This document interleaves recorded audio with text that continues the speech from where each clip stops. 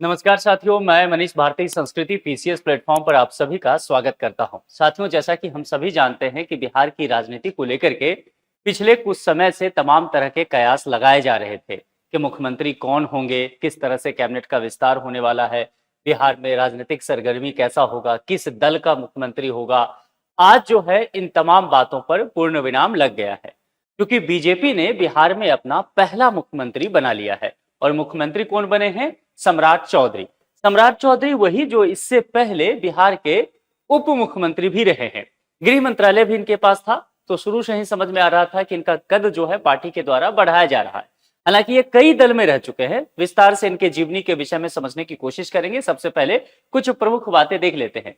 देखिए, निश्चित तौर पर एक बड़ा बदलाव तो बिहार की राजनीति में आया है। बड़ा बदलाव इसलिए कहा जा रहा है कि तकरीबन 1990 के बाद अगर आप देखेंगे तो पहली बार ऐसा हुआ है कि बिहार में किसी क्षेत्रीय दल का मुख्यमंत्री ना रहा हो। क्योंकि इससे पहले लगातार आप देखेंगे वह आरजेडी का और उसके बाद जो है जदयू का ही मुख्यमंत्री रहा। तकरीबन 20 साल के आसपास तो अकेले नीतीश कुमार बिहार की सत्ता में विराजमान रहे। तो एक लंबे अरसे के बाद ऐसा देखा गया है कि बिहार में एक राष्ट्रीय दल का मुख्यमंत्री होने वाला है। और खास करके बीजेपी की जब बात करेंगे, बीजेपी सत्ता में तो रही है बिहार में, लेकिन वह सहयोगी दल के साथ हमेशा रही है ना। जैसे आप जानते हैं कि इससे पहले सुशील कुमार मोदी हुआ करते थे, बीजेपी के लीडर थे, उप मुख्यमंत्री लंबे समय तक वही रहे नीतीश कुमार के साथ उनकी सरकार में सहभागिता देते हुए। लेकिन अब जो है बीजेपी पहली बार जो है सम्राट चौधरी के रूप में अपना मुख्यमंत्री बनाने में सफल रही है। 15 अप्रैल 2026 ये एक ऐतिहासिक दिन है बिहार राज्य के लिए, चूंकि राष्ट्रीय पार्टी जो है वहां सरकार बना रही है और बीजेपी के लिए तो है ही। 24वें मुख्यमंत्री के रूप में इन्होंने शपथ ग्रहण किया और बीजेपी का कोई नेता जो है पहली बार बिहार में मुख्यमंत्री बन के यहां पर आ चुके हैं। अब यहां पर क्या क्या हुआ है, सबसे पहले उस बात को समझ लेते हैं। जैसा कि पहले भी कहा जा रहा था, एनडीए विधायक दल का नेता चुना गया। किनको? सम्राट चौधरी को। देखिए, एनडीए की बात की जा रही है, केवल ये बीजेपी की बात नहीं की जा रही है। और देश के जो केंद्रीय कृषि मंत्री हैं शिवराज सिंह चौहान, उनको ये जिम्मेदारी दिया गया था, पर्यवेक्षक बना करके बिहार भेजा गया था कि आप तमाम चीजों को देख के आइए और जितना सारा काम हो सकता है फ्रेमवर्क वो तैयार कर दीजिए, जो कि उन्होंने कर दिया। तो एनडीए विधायक दल का नेता इनको चुना गया। इसके बाद पटना के लोक भवन में मुख्यमंत्री पद की शपथ दिलाई गई गवर्नर के द्वारा। हालांकि ये कहा जा रहा था कि शायद कोई भव्य समारोह हो सकता है, लेकिन ऐसा कुछ भी फिलहाल नहीं हुआ। लोक भवन में ही मुख्यमंत्री और जो दो डिप्टी सीएम बने हैं जो जदयू के कोटे से आ रहे हैं, बस उन्हीं दो तीन व्यक्ति ने आप कह सकते हैं कि शपथ ग्रहण किया है। बाकी कैबिनेट का विस्तार अभी होना बाकी है, फिर वो बाद में शपथ लेते चलेंगे। ठीक है, अब यह बदलाव हुआ क्यों? क्योंकि पूर्व मुख्यमंत्री नीतीश कुमार जो आप जानते हैं बिहार से उनकी विदाई हो चुकी है। नीतीश कुमार पहले भी सोशल मीडिया प्लेटफॉर्म के जरिए अपनी इच्छा जता चुके थे कि वह जो देश के 4 सदन की बात करेंगे, जैसे कि बिहार में चूंकि विधानमंडल में देखा जाए तो विधान परिषद और विधानसभा दोनों है। इसके अलावा देश में अगर पार्लियामेंट की बात करें, लोकसभा और राज्यसभा, तो लोकसभा, इसके अलावा विधान सभा और विधान परिषद तीनों के सदस्य नीतीश कुमार रह चुके थे, लेकिन राज्यसभा के सदस्य वो नहीं रहे थे। उन्होंने इच्छा जताई भी और फिर बिहार के मुख्यमंत्री पद से उन्होंने त्यागपत्र दिया। राज्यसभा का शपथ हालांकि उन्होंने इससे पहले ही ले लिया था। तो कुल मिलाकर के आप कह सकते हैं कि वह दिल्ली की तरफ चल पड़े, तो ये पद यहां पर खाली हो गया था। उसके बाद जो है सम्राट चौधरी मुख्यमंत्री बनाए जाते हैं।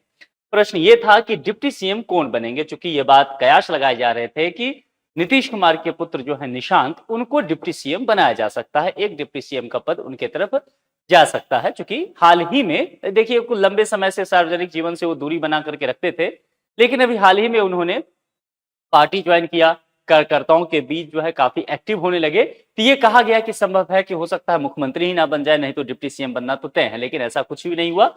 जो नीतीश कुमार के दो सबसे विश्वास प्रिय व्यक्ति हैं, वो दोनों डिप्टी बने हैं सम्राट चौधरी के।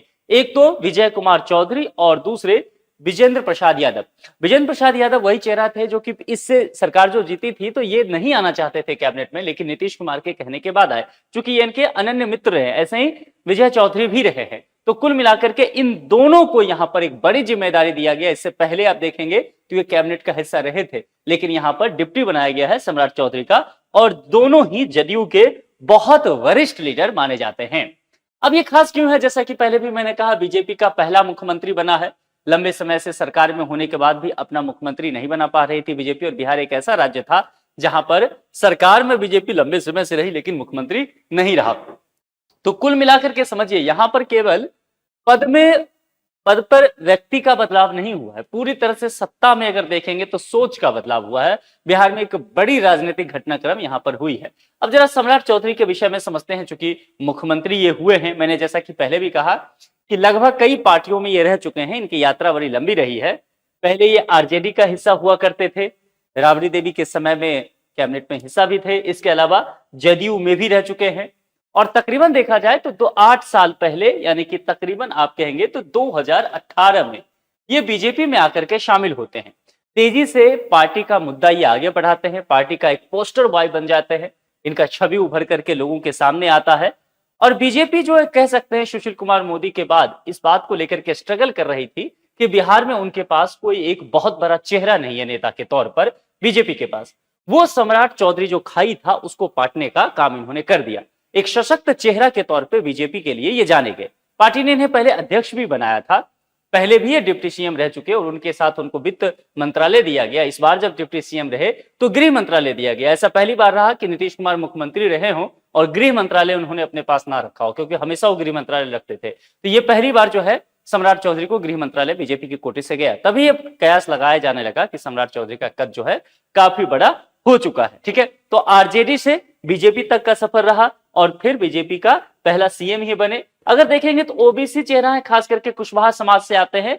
तो कुल मिलाकर के जो कहते हैं कि सोशल इंजीनियरिंग की बात जो की जाती है राजनीति में, उसको भी साधने का कोशिश यहाँ पर बीजेपी के द्वारा किया गया। इनका जीवन परिचय देखते हैं। जन्म जो है 16 नवंबर 1968 को बिहार के मुंगेर जिला में हुआ है। पिता शकुनी चौधरी जो निश्चित तौर पर एक प्रसिद्ध नेता रहे हैं और इनकी शिक्षा जो है मदुरई कामराज यूनिवर्सिटी से इन्होंने पढ़ाई की। जातीय पहचान मैंने पहले भी कहा, कुशवाहा ओबीसी समाज से आता है और एक सामाजिक आधार रहा है, बड़ा सामाजिक आधार इस जाति का बिहार में रहा है। राजनीतिक करियर अगर देखेंगे, चूंकि इनके पिता रहे हैं, इनकी माता भी राजनीति में सक्रिय रही हैं, तो राजनीति में तो शुरुआती दिलचस्पी रहा, लेकिन सक्रियता अगर कहा जाए तो 90 के दशक से इनका रहा है। और फिर वो जो है आरजेडी के साथ, बाद में जनता दल यूनाइटेड और फिर भारतीय जनता पार्टी में भी ये आगे चल करके शामिल होते हैं। महत्वपूर्ण पद विधायक जो है, एमएलए कई बार बनते हैं। इसके बाद मंत्री, पहले कृषि मंत्री रहे, शहरी विकास रहे, पंचायती राज मंत्री रहे। बीजेपी ने इन्हें बिहार का अध्यक्ष भी बनाया 2023-24 में, फिर विपक्ष के नेता भी बने और वह जो है विपक्ष के नेता रहते हुए भी इन्होंने पार्टी के मुद्दों को बहुत जोर शोर से उठाया था। फिर जब नीतीश कुमार के साथ सरकार बनी तो उप मुख्यमंत्री इन्हें बनाया गया 2024 से 26 तक। मुख्यमंत्री बनने तक 15 अप्रैल 2026 को बने बिहार के ये 24 में मुख्यमंत्री, बीजेपी के पहले सीएम। खास बात क्या है, राबड़ी देवी के सरकार में भी ये मंत्री रह चुके हैं। जैसा कि मैंने पहले ही आपको कहा कि आरजेडी से ये रहे हुए हैं। इनका राजनीतिक सफर आरजेडी, फिर उससे आगे जदयू और फिर बीजेपी और यहां आकर के सीएम। तो कुल मिलाकर के कह सकते हैं कि हर पार्टी में ये शामिल रहे हैं।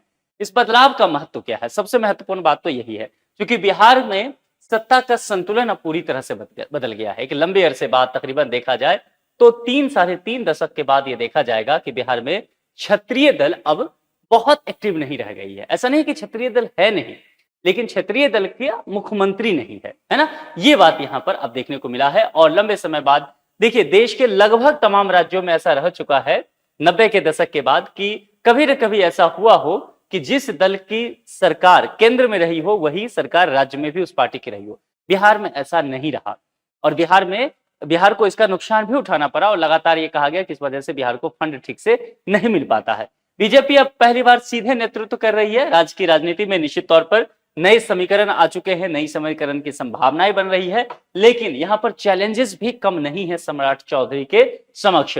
यहां पर सबसे महत्वपूर्ण बात क्या है? कानून व्यवस्था सुधारना, लॉ एंड ऑर्डर। हालांकि गृह मंत्रालय इस सरकार में इन्हीं के पास था, लेकिन इसके बावजूद भी देखा गया है कि बिहार पे पिछले कुछ समय में काफी मर्डर हुआ है, किडनैपिंग के केसेस होने लगे हैं, रेप के केसेस हुए हैं। तो निश्चित तौर पर कानूनी व्यवस्था को सही करना इनकी सबसे बड़ी प्राथमिकता होगी। और यह भी देखा जाएगा कि मुख्यमंत्री रहते हुए गृह मंत्रालय ये अपने पास रखते हैं या गृह मंत्रालय किसी और को दे देते हैं, जैसा कि नीतीश कुमार करते थे, मुख्यमंत्री रहते हुए गृह मंत्रालय अपने पास रखते थे। तो ये देखने की बात होगी, क्योंकि कानून व्यवस्था सबसे महत्वपूर्ण बात है। लॉ एंड ऑर्डर अगर सही रहता है तो निश्चित तौर पर राज्य में इन्वेस्टमेंट भी आएगा, तमाम तरह की पॉजिटिव माहौल बनाएंगे। इसके अलावा भ्रष्टाचार पर नियंत्रण सबसे महत्वपूर्ण बात कही जाती है। बिहार में कहा जाता है कि भ्रष्टाचार चरम पे है। लोग कहते हैं कि कोई भी डिपार्टमेंट ऐसा ना हो जहां पर आप जाइए तो पैसा दिए बिना काम हो जाए, तो ये एक बहुत बड़ा मुद्दा रहेगा।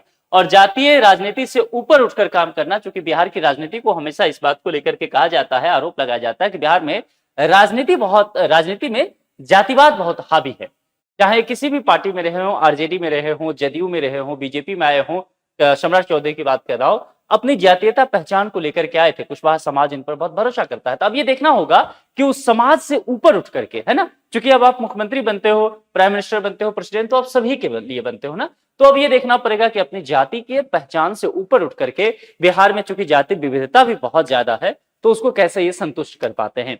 अब यहां पर देखेंगे, पूरे देश के मैप पर समझने की कोशिश करें तो बीजेपी के सीएम किन किन राज्य में है, उसमें एक नाम तो और ऐड हो गया है, बिहार में हो गया। यहां देखेंगे, पहले भी उत्तर प्रदेश में योगी आदित्यनाथ देश का सबसे बड़ा राज्य है, पहले से ही मध्य प्रदेश में मोहन यादव है, गुजरात, राजस्थान, हरियाणा, असम में तो खैर यहाँ पर देखिए अभी चुनाव भी है, तो ये देखना होगा कि चुनाव में यहाँ पर आगे चल करके क्या होता है ना। इसके अलावा उत्तराखंड, त्रिपुरा, अरुणाचल प्रदेश, गोवा, छत्तीसगढ़, ओडिशा भी एक ऐसा जगह रहा जहां पर बीजेपी पहली बार देखेंगे चीफ मिनिस्टर बनाने में कामयाब रही। ठीक है, तो इसके अलावा अब उसी फहरिस्त में बिहार ऐड हो गया है सम्राट चौधरी के रूप में। तो कुछ राज्य में, हालांकि इसके अलावा देखेंगे ये गठबंधन में है, एनडीए की सरकार है। जैसे कि अगर आप देखें, कई राज्य में समझने की कोशिश करेंगे, जैसे कि महाराष्ट्र को लेकर के, हालांकि सीएम है लेकिन वहां पर एनडीए की गठबंधन में है। इसके अलावा अगर आप देखें तो चंद्रबाबू नायडू की सरकार में भी ये गठबंधन में है। तो कई राज्य में गठबंधन की सरकार ये चला रहे हैं, लेकिन मुख्यमंत्री अब लगभग कई राज्यों में होता हुआ इनका दिखा, जिसमें बिहार में भी एक नाम जुड़ गया। ठीक है, अब यहां पर आपके लिए एक सूचना है, संस्कृति आईएएस के द्वारा इंग्लिश मीडियम में एनसीईआरटी फाउंडेशन कोर्स शुरू किया जा रहा है 1 मई 2026 से। सबसे महत्वपूर्ण बात क्या है कि कोर्स का फी 10,000 नहीं, केवल और केवल 1 रुपया रहने वाला है। तो कह सकते हैं केवल टोकन मनी है, और आपको पूरा एनसीईआरटी का फाउंडेशन कोर्स मिल जाएगा। आप किसी भी टॉपर से बात करेंगे ना, सिलेक्टेड कैंडिडेट से, तो वो पहली बात कहेंगे कि एनसीईआरटी मैंने पढ़ा था। एनसीईआरटी के बिना आपका फाउंडेशन स्ट्रांग नहीं हो सकता है। आजकल यूपीएससी क्या करने लगा है, एनसीईआरटी से सीधे line by line question prelims में उठा के डाल रहा है, और प्रीलिम्स बहुत कठिन हो गया है। इसलिए एनसीईआरटी बहुत अच्छे से आपको पकड़ में आनी चाहिए। यहाँ पर कॉन्टैक्ट नंबर दिया गया, संस्कृति आईएएस का वेबसाइट, आप विजिट करके अधिक जानकारी ले सकते हैं और फिर जल्द से जल्द नामांकन करा लीजिए। तो आज के लिए इतना ही। आप लोग क्या समझते हैं कि सम्राट चौधरी अब बिहार के मुख्यमंत्री बने हैं, बीजेपी अब पूरी तौर पर अगर देखेंगे तो लीड करते हुए बिहार की राजनीति को नजर आ रही है, इसका बिहार की राजनीति पर क्या प्रभाव पड़ने वाला है? आपके जो भी विचार है कमेंट बॉक्स में लिख करके जरूर बताएं। आज के लिए इतना ही। जुड़ने के लिए आप सभी का बहुत बहुत शुक्रिया। Thank you so much.